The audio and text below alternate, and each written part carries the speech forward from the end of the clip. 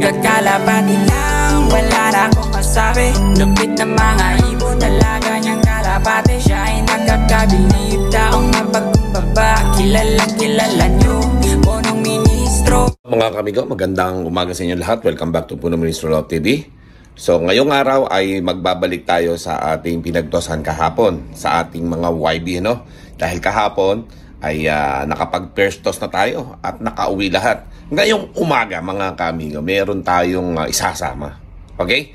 So isasama natin si Dagit mga kamigo. For the first time, isasama natin siya sa road training ng ating mga YB pang South. Nako, makauwi kaya si Dagit nito niyan? Susubukan lang natin mga kamigo. Wala naman na mawawala. Ang masama lang, mawala si Dagit mga kamigo. So ready na si Kokoy, no? So pinababa ko na sa kanya yung mga kalapati natin ilagay sa training box. At syempre mga kamigo, si Kokoy naiinip na. Nandun sa ating parking, ano? Okay? O yun, no? Kaya na si Kokoy yung tricycle mga kamigo sa kolong-kolong. Ready na. Alright. So, naka-ready na si Kokoy. Nasa baba na. Tara, samahan niyo ako mga kamigo. Medyo madilim-dilim pa ng konti. Ano? Let's go. Okay, mga kamigo. Ito na yata yung ating pang-kalapate, no? O, ayan, no? Mga kamigo. Kaya naging tatlo yan. Sinama natin si Dagit. For the first time, sasama natin sa road training, no? Yun, no? Ayan natin si Dagit. Kung nandyan nga. Yun, no? O, ayan si Dagit, mga kamigo. Para makita ninyo. Baka uwi kaya. Subukan natin, may asawa naman siya. Baka sakali na makita natin ang kagalingan ni Dagit sa road training na ito. Ngayon lang natin sasama, testing lang. Total naman ay batcher naman siya sa ating loob, no? Okay, so yung mga kalapati natin ready na. So ready na rin si Kokoy kanina pa, let's go. So nagkukulong-kulong lang kami dahil hindi naman masyadong kalayuan yung ating pinupuntahan. Okay na, sapat na sa amin ni Kokoy itong kolong-kolong na magamit sa mga malalapit na road training. Okay? Tulad nito, nasa 10 kilometer lang yung papakawalan natin. Kailangan lang natin na magtiyaga, no? Pag malayo, saka na kami magse-service ni Kokoy. Okay? Ganda na yung panahon dito, malamig na, saka yung sikat ng araw. Papasikat na mga ka-amigo. Yan, no? Ganda ng sikat ng araw mga ka-amigo. At katulad kahapon, biyahe na naman kami. Ayan, no? Naging tatlong training baksa. Tingin mo Kokoy, makakauwi kaya si Dagit. May kinakabahan ako kay Dagit, Ayan mga ka-amigo. Pasikat na yung araw, At medyo malayo-layo pa kami mga kamigo dahil tricycle lang ang gamit namin. Ayos lang to. Malapit pa lang naman, 10 kilometer Sinasanay pa lang natin yung ating mga kalapate. So samahan nyo kami. Let's go mga kamigo. Many minutes later. Okay mga kamigo, dito na kami. Babalik tayo doon sa pwesto kahapon. Yan. Yung parking mo, Kokoy. Yan. Shoot mo na agad. Meron kaming parkingan dito mga kamigo. Yan Diba? Okay. So ayan mga kamigo, ganda ng sikat ng araw dito ngayon, So sakto na yung pagdating namin, yung araw nakasikat na. Okay? So tara mga kamigo, ibaba mo na si Dagit tuloy. Ako na magdadala kay Dagit. Tingnan natin kung si Dagit ay makakawin mga kamigo. Ito na Bihira, sabi ni Dagit, puta, sinama nyo pa ako sa kalokohan nyo Ayan na mga kamigo. Dagit. Ayan na mga kamigo si Dagit sabi niya first time kumasama dito sa road training Okay, so tara mga kamigo, dito na naman tayo. Yung mahamuganda mo ngayon. Yan basa. Yan na si Kokoy mga kamigo. Tara, let's go. Ganda rito magpakawala mga kamigo. Kahapon nung nagpakawala kami, hindi pa masikat ang araw. Ngayon masikat ang araw. So ngayon mas mainit ang panahon. Kahapon mainit na nga Okay?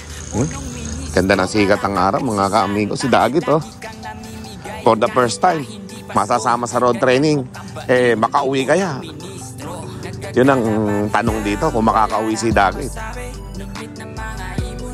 Galingan mo Dagit Kakakaba to. Okay?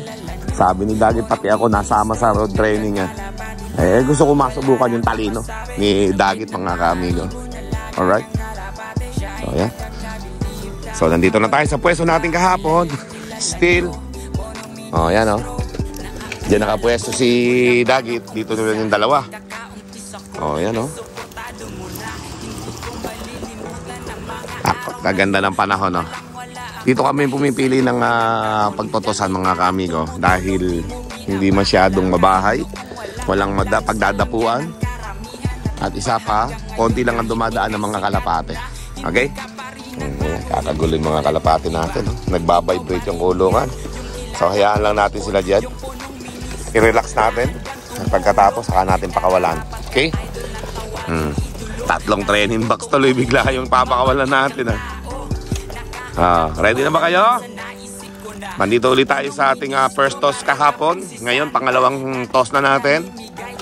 At gagamitin natin ang makakaya natin para yung mga kalapati natin ay matuto agad sa road training. Ayan, pagka ang mga kalapati nyo, mga kamigo, malilikot pa sa training box, stress pa yan sa biyahe. Kailangan nyo ipahinga. 5 to 10 minutes ang pahinga bago kayo mag-release, no? Sa mga batang panshir na bago lang. Ganyan ang karamihan na ginagawa ng mga nagro-road training. Huwag pagdating nyo agad papakawalan agad. Kahit pa paano nahihilo yung mga kalapati sa sasakyan So kailangan, pagbaba nyo, papahinga nyo rin. Hindi na nyo mamaya, hindi na masyado malikot yan mga yan. Okay? Malilikot nila, diba? So nahihilo pa yan mga yan sa biyahe natin, nakakaldag, lalo na kolong-kolong lang yung dala nating service. So hayaan lang natin sila ma-relax. Mamaya papakawalan na natin yan. Si Dagit nga simple lang si Dagit Yan na si Dagit. Simple lang yan, no? Napakasimple. Tahimik na tahimik lang yan si Dagit. Okay? Yan mga kaamigo. Maya-maya papakawalan na natin sila. Pagpapahingahin lang natin. Ngayon kaya mga kaamigo abutan kaya natin sa loob na wala pa sila doon, o pagdating natin nandun na sila? Yun ang titingnan natin sa pagbabago sa second toss natin. Kasi kahapon, dumating tayo ng loop, wala pa sila doon. So, ibig sabihin, naghanap sila ng daan. Ngayon, pagbalik natin, kaya nandun na sila. Malalaman natin mamaya yan. Let's go. More moments later. Okay, mga kamigo. Ata tayo magpapakawala na ng mga YB natin, ano? So, yan. Naging malikot na naman sila. Okay na kanina, Wala na yung vibrate, papakawala na tayo. Gising. Dagit. Ano Koy? Si Dagit, kinakabahan si Kokoy kay Dagit. Baka di makauwi daw si Dagit. Hindi na Dagit, ano? Kaya ba? Tahimik pa naman si Dagit. Tapos biglang mawawala kayo, no? Kung kailan malayo na, tsaka biglang nawala si Dagit. Sa kalokohan lang na yung punong ministro. Okay, so tara. Wala natin dyan ka. Naka-ready na ba dyan? 1, 2, 3. Ayan na mga kamigo. Ayan na. Ayan, lumipad na po. Ay, si Dagit, di natin napakawalan. Pambihira. Nakawala, hindi na natin nasama si Dagit, mga kamigo. Wala na, ito na yung mga kalapati natin, Papalayo na. Di natin napakawalan. Habol na lang natin mamaya si Dagit, mga kamigo. Okay? Doon sa may mas malapit para sigurado. Naiwan Lumayo agad yung mga YB natin, mga kamigo. Ngayon kaya maabutan natin sila na nasa loob na, o maaabutan pa natin na wala sila sa loob. Hindi tuloy natin nasama si Dagit. Naiwan natin, biglang bumulusok na papauwi. Yun papalayo na sila, mga kamigo. Yun. Naiwan si Dagit, pambira. Hindi ko rin naalalang biglang buksan din si Dagit. Ayun nasa bukid sila. Yun. Gana, layo na. Bumulusok agad Yan, may kalaban, dalawa. Ayun matatandang kalapati. May mga kalapati rin dito sa mga lugar na ito, mga kamiga. Hindi ko lang alam kung mga pangkarera. Yun buti hindi nasabay mga YB natin doon. So tara mga kamigo, hindi natin naisabay si Dagit, sayang. Pambihira si Kokoy kasi Oh, bukas na lang natin isama si Dagit mga kaamigo. Yan, nanghihinayang si Kokoy baka daw mawala eh. So tara, samahan nyo kami mga kaamigo at medyo malayo-layo pa yung tatricycle namin. O ngayon, tingnan natin yung pagbabago. Kung ngayong araw na to ay pagdating natin, nasa loob na yung mga kalapate. Yung bang pacing ng ating pagbabato ng kalapate o pagtotos, kung may pagbabago. Kapag dumating tayo doon na wala pa yung mga kalapate natin, ibabalik uli natin dito yung mga kalapate para sa 2 o 3 pagpapakawalan natin sa kanila. Okay? So, tara. At pakawalan na lang natin si Dagit sa malapit. Let's go. Okay. So, nakakarga na yung mga gamit natin. At tayo pauwi na mga kamigo. Okay? Ito lang kami sa lugar na ito para makabalik ulit tayo sa susunod. Tsaga-tsaga lang sa road training At yun nga, dito natin malalaman kung malaki yung pagbabago ng mga kalapati natin. Kung nandun na ba sila o wala pa. So tara, pauwi na kami. Let's go. Okay, so maganda sana ang mga mapapakawalan natin sa susunod. Mga ganito sa dinadaanan natin. Okay rin talaga. Kita natin yung kalapati kung saan papunta. Kung saan lumalayo yung kalapati, kung saan dumadaan. Nakikita natin sa ganyan. May mga kalapati pa, nililipadan. So sa ganitong pagkakataon, makikita natin kung saan ang way ng mga kalapate. Okay? Mga kabukirang ganyan na malapit lang, yung maluwang na maluwang. Okay, pero kasi nakokoberang kagad ng mga puno, wala, hindi na natin makita Sa susunod, hahanap tayo ng ganito para tanong natin kung saan dadaan yung mga kalapate. Okay? Tulad ng ginagawa natin sa mga dakitan puno.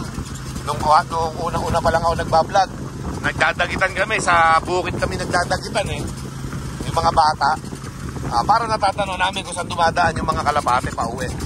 Okay? So yan, kami malapit-lapit na tayo sa ating pagtotosan kay Dagit. Pakawalan natin, let's go. A few minutes later. Okay mga kamigo, so nandito tayo sa bukid dito natin pakawalan si Dagit mga kamigo. Tingnan natin kung makakauwi pa si Dagit sa atin. Dahil medyo malayo-layo rin ito. Okay? Dito natin makikita kung makakauwi si Dagit. Malayo pa sa amin to, mga 4 to 5 kilometer bago tayo makauwi sa ating loft. Yan, tingnan natin kung makakauwi si Dagit. Hoy, ikaw mag-video. Ako magpapakawala kay Dagit. Yan. Yan. Ayan, mga kamigo papakawalan natin si Dagit uwi ka Dagit 1, 2, 3 uwi! Ayan lang si Dagit mga kamigo. Makauwi ka si Dagit. Ako pumunta sa bayan Nako, lumayo si Dagit. Pabaliktad Ayan si Dagit mga kamigo. Nako, lumayo si Dagit mga kamigo. Pabaliktad yung uwi Ayan, nakakaalala na mga kamigo. Ayan na. Dapat dito sa likod natin siya dumaan. Ayan na nga mga kamigo. Ayan, puwapagas pa bilis. Ayan na mga kamigo si Dagit. Ang bilis. Ayun Mariose, pabubulutan si Dagit pucha. Ang bilis mga kamigo. Grabe si Dagit. Wala na. Doon ang pauwi sa atin mga kamigo. Umaapoy sa bilis si Dagit pala. Pang pooling yata si Dagit So tara na Koy, pambihira. Napakabilis ni Dagit mga kamigo. Pambihira. Okay, let's go. Tingnan natin kung makakauwi. Okay, so malapit na kami mga kamigo sa ating loft Yun may mga kalapati na doon. Nakita ko doon sa 360 viewing mga kamigo. Good news yan. Ito muna Koy, tingnan natin dito. Dahan-dahan lang. Sige, yung makikita sa tapat ng Malboro na yan. Yan. Ayun So, meron na tayong mga kalapati mga kaamigo. Ayan bumaba muna ako saglit. Yun, meron na tayong mga kalapati mga kaamigo. Okay? Yan At syempre, yun nga, yung pagbabago natin sa pangalawang toss natin ay dumating na yung kalapati natin kagad dito. Nasa loob na kagad kahapon nung dumating tayo dito. Wala pa. Ngayon, nandyan na mga kamigo. Nakadapo na Ang tanong natin, si Dagit ba ay nakauwi na rin? So, samahan nyo kami. Let's go! Tayo dito ng isang kaamigo dito. Gusto yata magpa-shoutout. Kilala mo ba ako? Yes, master. Okay. Sige, nagkakalapati ka rin? Okay, shoutout ka. Shoutout sa Tigapalengke ng Saragosa lahat. Oo, yung magkakalapatid doon. Okay, shoutout sa inyong lahat mga kamigo ha. Nag-road training kami eh. Okay, tara, let's go. Ayan mga kamigo, may lumilipad pa tayo mga kalapate oh. Baka ngayon palang dumating itong kabilang grupo. You know? Okay. Ang tanong kaya, si Dagit kaya nandyan na mga kamigo. Yun ang tingnan natin. A few minutes later. Dito na tayo mga kamigo. This is it. The moment of truth. Nandito kaya si Dagit. At yung ibang mga YB, kompleto kaya mga kamigo.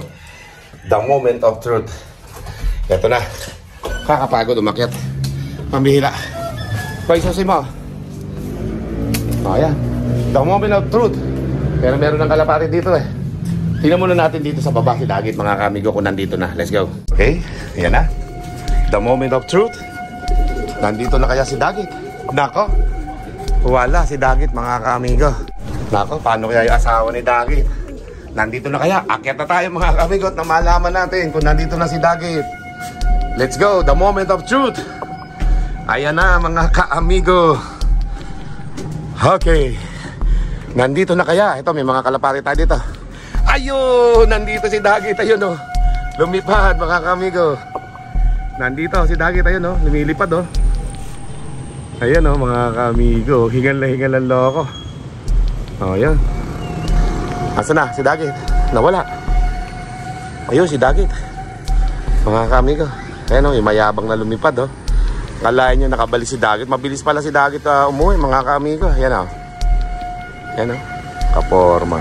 Oh ayan na. Okay, ayan na si Dagit. Buksan mo na yung daanan niya. Ayan na mga kamigo. Pampuling yata si Dagit ha. Bumubuluso kanina mga kamigo. Kalain yung napakabilis yung pag-uwi niya. Ayan na, bumaba na. Yan natin kung papasok sa kulungan niya ha. Okay, mas maganda nga sana yan kung may inakay na saka itlog si Dagit eh. So papasokin mo Koy. Tignan natin kung makakapasok si Dagit na hindi pagod na pagod. Yan na. Babayin na natin para makita natin mga kamigo. The moment of truth kay Dagit. Nakabalik sa road training. Yan o. Bumabara ako na dyan ang loko.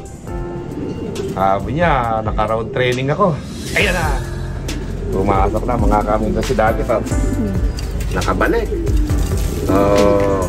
Pwede na yata ilaban si Dagit sa pooling ha. Ayan mga kamigo, tuwan-tuwa si Dagit, nakabalik siya eh. Okay, ayos ba mga kamigo? Ngayon naman, dahil nakauwi na si Dagit, eh kailangan na natin na tingnan yung mga YB natin kung lahat pa ay nakauwi ng safe. So ayan mga kamigo, let's go! Okay mga kamigo, so pinalipad ko muna ng konti yung mga kalapati natin para mabilang ko ng todo, no? Kailangan natin silang pagtsagaan na i-road training, okay? Para yung mga kalapati natin mga kaamigo ay gumaling, lumakas. At yung kanilang mga baga ay maging healthy at maging malakas, no? Okay? Kailangan na exercise. Para mga athlete lang yan eh. Ayun. Pero syempre, bibigay natin lahat ng makakaya natin, no? Kailangan natin magpalakas ng mga YB, no? So ngayon, yung lipad nila, hindi na masyadong napapagod. Hindi tulad dati, dito lang pagod na. So nag-improve yung kanilang stamina. Yung lungs, gumanda yung lungs nila. Lumakas. Okay? So kompleto naman yung mga kalapati natin, mga kaamigo.